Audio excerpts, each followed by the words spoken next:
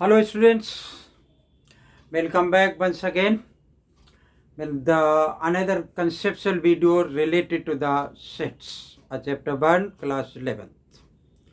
बच्चों, जिस किसी ने भी इससे पहले की वीडियो अगर नहीं देखी है तो पहले उसे वो वीडियो देखनी चाहिए ताकि उसको पता चले कि जो सेट्स है वो है क्या। उसके बाद ही different type of the sets समझ में आएंगे। देखो यहाँ मैंने क्या लिख रखा है कि सम स्टैंडर्ड सेट्स बहुत सारे तरीके के होते हैं। एक वीडियो में अगर सेट्स बताएं तो बहुत टाइम लगेगा, तो मैं आपको क्या बताऊंगा कि कुछ स्टैंडर्ड सेट्स इस वीडियो में। देखो बच्चों, ये हमारी बुक का फर्स्ट चैप्टर है। आपको पहले भी बताते रहे हैं कि किसी भी क्लास में first chapter will be related to the number system. अब नंबर सिस्टम हम बहुत समय से पढ़ते हैं भाई। क्लास 10th में भी तो रियल नंबर था, उससे पहले नंबर सिस्टम ही था। हो सकता है कि उससे पहले इंटीजर हो सकता है उससे पहले रियल नंबर, रेशनल नंबर हो, होल नंबर हो, नेचुरल नंबर हो, है ना। तो these are the different types of the natural numbers. तो हमारे पास जो है सबसे पहले कौन सा नंबर होता है कि एक नेचुरल नंबर। ठीक, नेचुरल नंबर को किससे डिनोट करते हैं? कैपिटल एन से डिनोट करते हैं।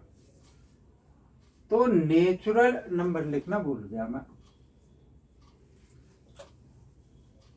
तो मैं इसको इस तरीके से लिख सकता हूं कि different types of the sets में a set of number 1, a set of natural numbers, a set of natural numbers, natural numbers का सेट। अब नेचुरल नंबर क्या होता है? क्लास 11th के स्टूडेंट को ये बात बताने की जरूरत नहीं है। अदरवाइज क्या है कि मान लो मैंने नेचुरल नंबर को एन से डिनोट किया और ये क्या आ गया कि नेचुरल नंबर 1 2 3 4 5 ऐसे चलता रहा इनफाइनाइट तक, है ना, या जहां तक रिक्वायरमेंट है वहां तक लिख लिया हमने। तो एक सेट ऑफ नेचुरल नंबर जिसको हम किससे एन से डिनोट करते हैं। नंबर 2 क्या हो सकता है? सेट ऑफ होल नंबर्स, और सेट ऑफ होल नंबर्स। मालूम है कि होल नंबर डब्ल्यू से डिनोट होता है और होल नंबर किसके बराबर हो जाएगा? चलो ऐसे डब्ल्यू लिख लिया, यहाँ पे नेचुरल नंबर लिख सकते थे। 0 आ गया, 1 आ गया, 2 आ गया, 3 आ गया, ठीक है ना। मतलब होल नंबर होता क्या? Natural number together with 0 are set to be the whole number. Number 3 क्या हमने लिख लिया कि सेट ऑफ इंटीजर्स, और सेट ऑफ इंटीजर्स। अब इंटीजर बेटा एक तो जेड लिख लिया, एक जेड प्लस मान लिया और एक जेड माइनस मान लिया। मतलब पॉजिटिव इंटीजर, नेगेटिव इंटीजर सब मिलकर के क्या बन जाएंगे? इंटीजर बन जाएंगे। यानी 0 आ गया, 1 आ गया, 2 आ गया, 3 आ गया, इस तरीके से -1 -2 -3, इस तरीके से ये सेट ऑफ इंटीजर्स हो गया। इनको मैं पॉजिटिव इंटीजर काउंट करूंगा, इसको मैं नेगेटिव इंटीजर काउंट करूंगा। 0 पे कोई साइन नहीं होता है ना। तो ये क्या हो गया? हमारा सेट ऑफ इंटीजर्स हो गया। नंबर 4 हमने लिखा अ set of rational numbers, rational number. ठीक, रेशनल नंबर किससे डिनोट होगा? क्यू से डिनोट होगा। तो अब क्यू से जब ये डिनोट होगा तो क्यू बराबर हमारे पास क्या आ जाएगा? P Y axis such that X, इससे लिख देते हैं axis such that X, X belongs to the P Y Q. ठीक है, where p and q both are the integer but q is not equal to 0। यानी p लिख लिया, p और q दोनों इंटीजर को बिलोंग करते हैं, q is not equal to 0, है ना। ये तो रेशनल नंबर है।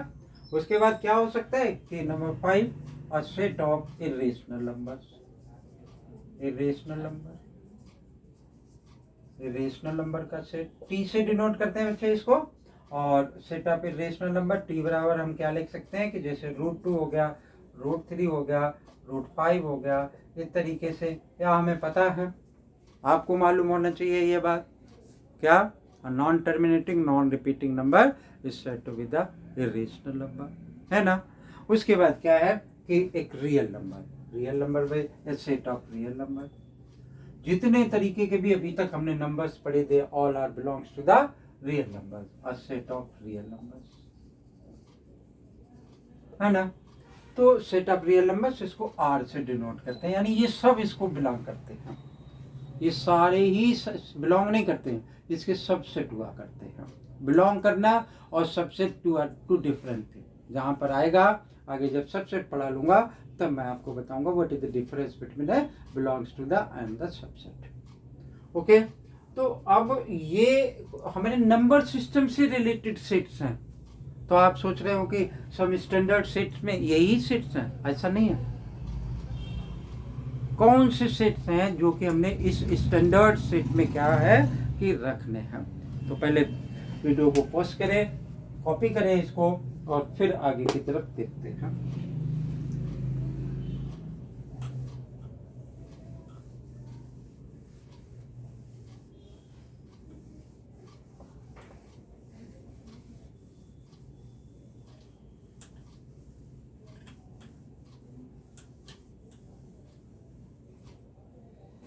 तो देखो क्या लिखा कि सम स्टैंडर्ड सेट, तो वो सेट्स जो कि किससे रिलेटेड थे, नंबर सिस्टम से रिलेटेड थे, उनको मैंने बताया। अब उससे आगे की बात क्या लिखा है यहाँ पर, एम्प्टी सेट। एम्प्टी सेट को बच्चों एक वाइड सेट भी कह सकते हैं हम। ये इसका क्या है कि अनदर नेम है, ठीक है। एम्प्टी सेट, वाइड सेट, और क्या कह सकते हैं इसको, null set.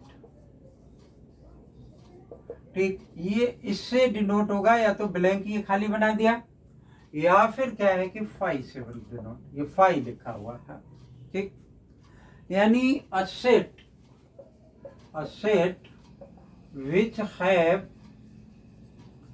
no any element,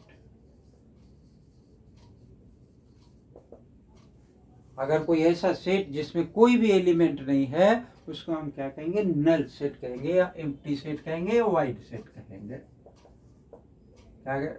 which have no any element is said to be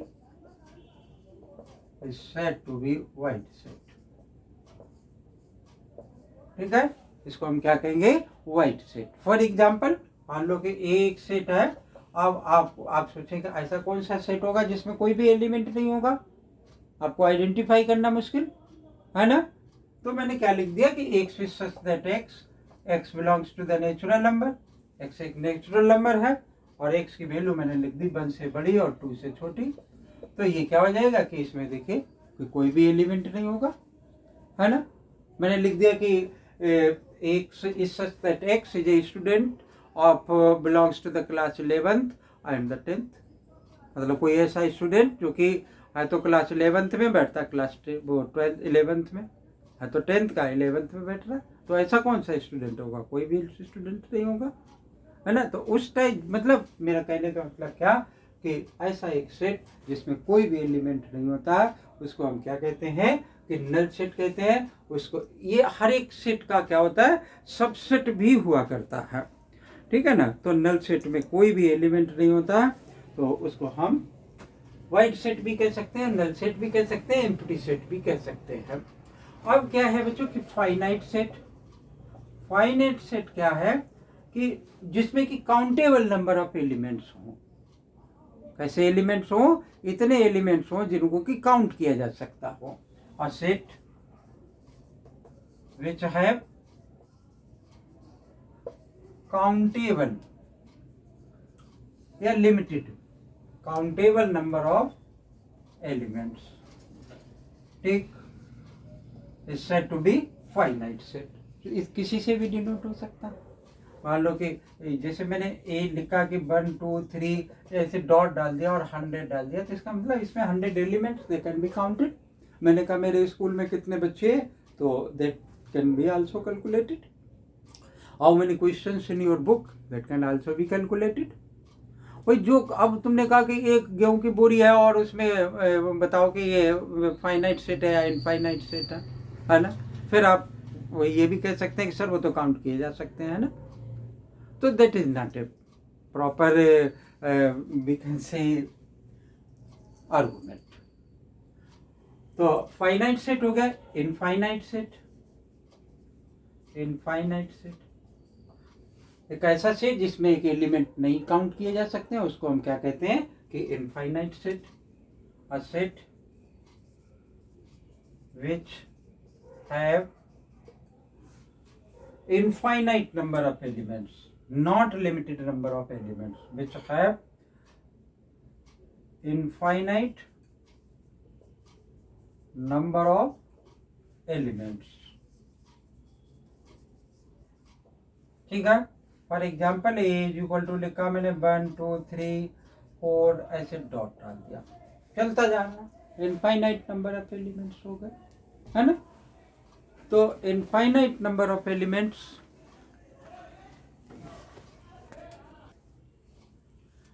तो ये हमारा क्या है, इनफाइनाइट सेट। ऐसे ही और भी लिख सकते हैं, ठीक है। ये क्या है, नेचुरल नंबर, होल नंबर का सेट हम मान सकते हैं, तो रेशनल नंबर का सेट मान सकते हैं, किसी भी नंबर का सेट मान लें तो वो इनफाइनाइट सेट होगा।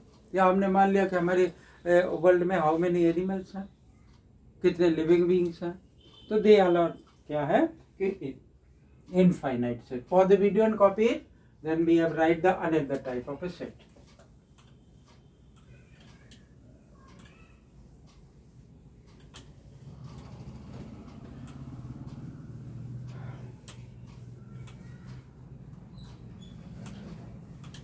देखो मैंने यहाँ पे लिखा सिंगलटन सेट।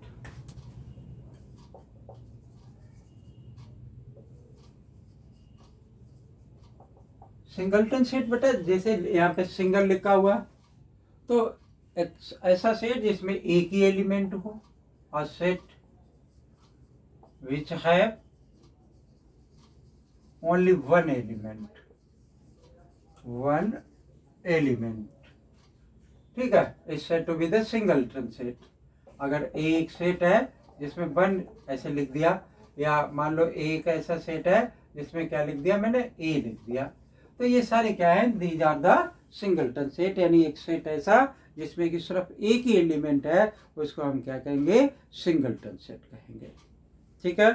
फिर मान लो कि हमने और क्या लिखा कि हमारे पास जैसे इक्वल सेट्स है, पहले लिख लेते हैं कि order of a finite set, ये एक अलग सा concept, order of a finite set,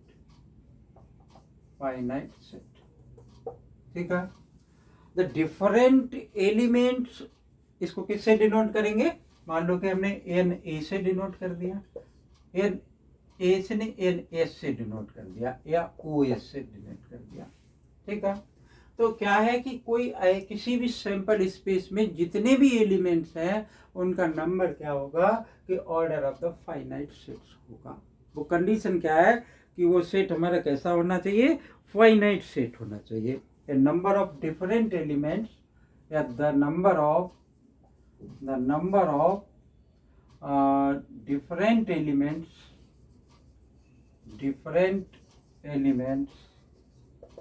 of a finite set, ठीक है, is said to be the order of the finite set, ठीक है।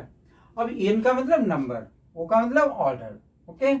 तो और s का मतलब, जैसे मान लो एक सेट है, सैंपल स्पेस जैसे मैंने बोला, तो प्रोबेबिलिटी में ये चैप्टर क्या होता है कि इस्तेमाल होता है। प्रोबेबिलिटी जब हम पढ़ेंगे तो हमें लगेगा कि प्रोबेबिलिटी पढ़ रहे हैं कि सेट थ्योरी पढ़ रहे हैं, तो इसलिए इसको जानना जरूरी था। फिर हमने लिखा कि इक्वल सेट्स। इक्वल सेट्स में से क्या होता है कि दो ऐसे सेट्स जिसमें कि जो एलिमेंट्स हैं वो सेम हों, उस टाइप के सेट्स को हम क्या कहते हैं, इक्वल सेट्स कहते हैं। फॉर एग्जाम्पल मान लो कि ए and B are two sets, दो सेट्स हैं हमारे पास, ए और बी क्या है, दो सेट्स हैं। ए में एलिमेंट्स क्या हैं, लिख दिए मैंने 1 2 3, और बी में एलिमेंट्स क्या लिख लिए मैंने, ये सेट्स का साइन था, बी में एलिमेंट लिख दिए मान लो कि 2 1 3, ठीक है। तो सेम नंबर, सेम एलिमेंट्स हैं, तो उनको हम क्या कहेंगे कि वो इक्वल सेट्स हैं, यानी a is equal to b, set a is equal to set b. तो डेफिनेशन अगर लिखें, a and B are the two set which have the same elements, which have same corresponding elements, या two set which have same elements, ठीक है, then these sets are the equal sets. फिर एक और है बच्चों क्या कि इक्विवेलेंट सेट्स, इक्विवेलेंट सेट्स, ठीक है। और यहाँ पर भी हमने लिख लिया कि ए and B are two sets, a और बी हमारे पास क्या है, दो सेट्स हैं। तो if n A is equal to, if n A is equal to n B, then A and B are equivalent sets, are equivalent sets, okay. अब मतलब N का मतलब नंबर ऑफ एलिमेंट्स, दोनों में नंबर ऑफ एलिमेंट्स सेम है।